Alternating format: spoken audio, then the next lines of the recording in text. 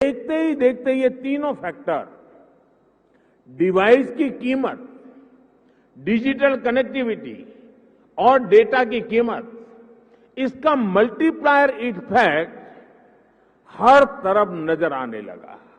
लेकिन साथियों, इन सबके साथ एक और महत्वपूर्ण काम हुआ।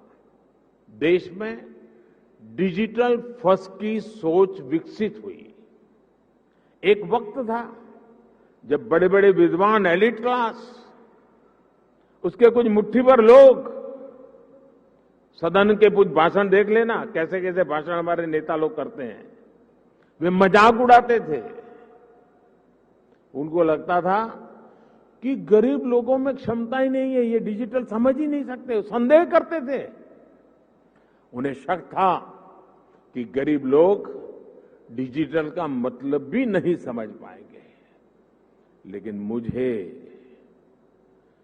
देश के सामान्य मानवी की समझ पर, उसके विवेक पर, उसके जिज्ञासु मन पर हमेशा भरोसा रहा है।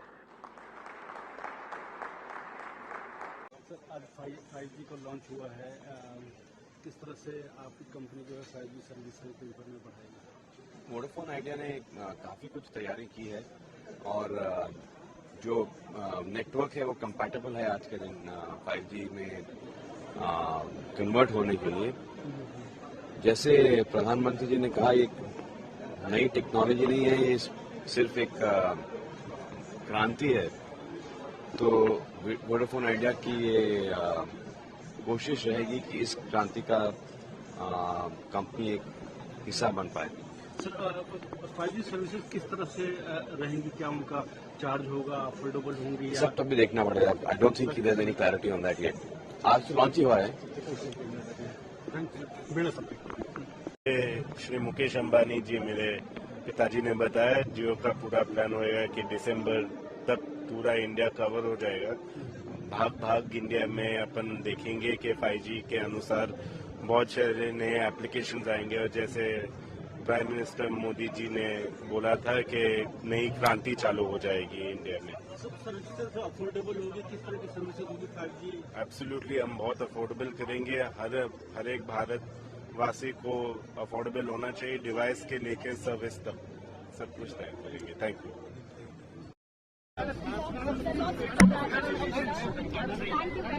Launching a new era, and I am really grateful to the Prime Minister for inspiring all of us and giving us this digital vision.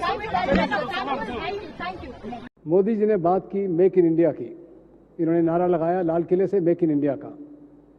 मैं आज ये कन्फेस करता हूँ कि मेरा ये मानना था कि मेरी ज़िंदगी में इस देश में मैन्युफैक्चरिंग नहीं बन पाएगी, ख़ास तौर पे इलेक्ट्रॉनिक्स में। 500-600 बिलियन डॉलर की हम इंपोर्ट करते हैं, मेरे को उम्मीद नहीं थी। उससे थोड़ी उम्मीद आई, पर आज तो ये रियलिटी बन गई है कि ये देश मैन्युफैक्चरिंग का देश बनने जा रहा है। डिजिटल के साथ उन्होंने स्टार्टअप इंडिया का नारा लगाया। हर महीने यूनिकॉर्न पैदा होने शुरू हो गए हैं। और मेरा ये मानना है कि 5G के तहत आने वाले सालों में सैकड़ों यूज केस, हजारों और एंटरप्रेन्योर और दर्जनों और यूनिकॉर्न इस देश में पैदा होंगे। वो भी उसका श्रेय स्टार्टअप इंडिया को जाता है। स्पीड में हमें वो सुविधा मिल पाएगी।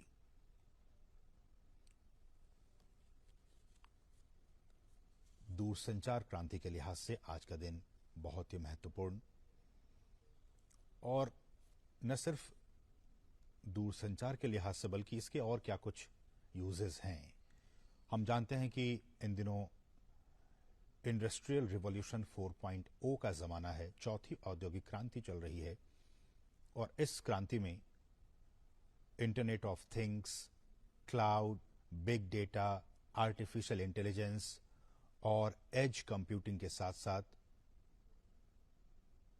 ये जो 5G तकनीक है, प्रधानमंत्री इसका एक्सपीरियंस करते हुए इस सर्विस का, 5G सर्विस का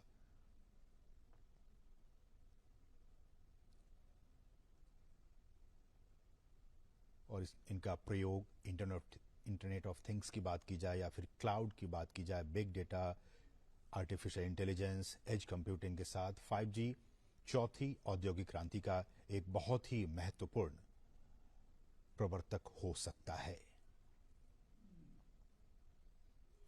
अलग अलग क्षेत्रों में इस 5G सर्विस का उपयोग किया जाएगा, फिर चाहे वो हेल्थ सेक्टर की बात हो, मोबाइल बैंकिंग की बात हो, इन तमाम क्षेत्रों में डिफेंस की बात हो, फिनटेक कंपनी